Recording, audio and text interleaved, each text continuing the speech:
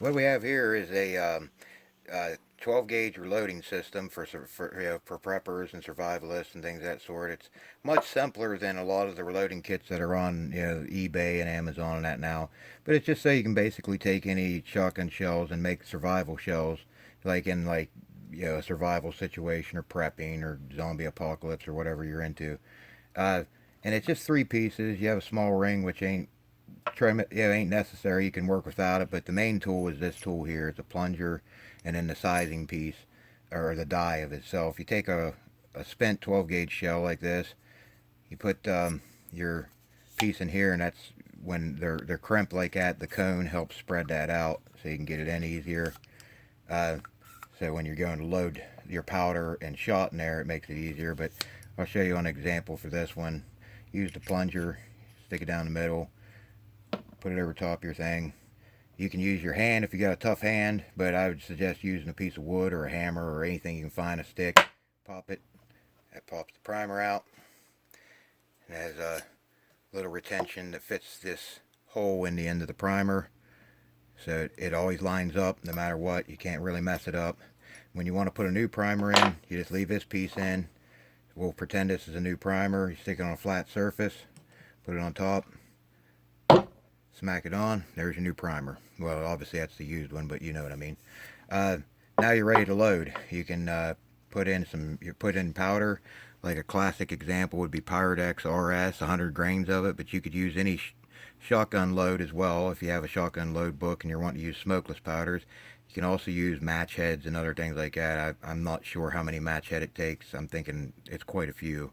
But Pyrex is good. You keep a little bottle of that with your reloading kit and a box of primers, and you can use almost anything for shot, especially if you just have a survival weapon like a single shot shotgun.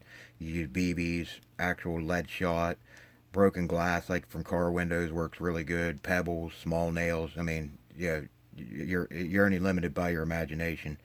But once you put your powder in, take a wad of something. It could be grass or whatever if you're out in the field, but a piece of cloth, a piece of paper, stuff it down in there. Use your tool to pack it in.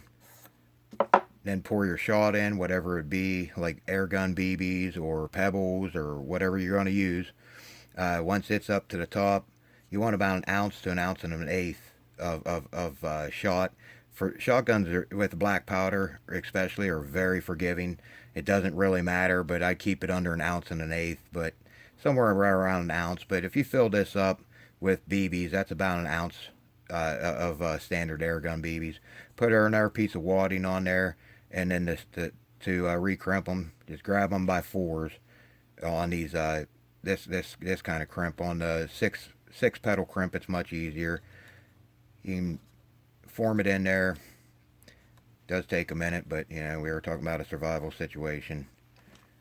And then once you got it about closed up, you can take just about any hard surface and just push on it, and that'll close your shell. Well, there was no shot in there to hold it out, but if you had shot in there, it would just close it. And there's a simple three-piece survival reloading bug out thing. You can throw it in your bug out bag with a box of primers and a little pill bottle of black powder, and you could load up probably 20, 30, 50 shells out of that, and just keep in a little bag in your bug out bag or in your gun bag or your range bag.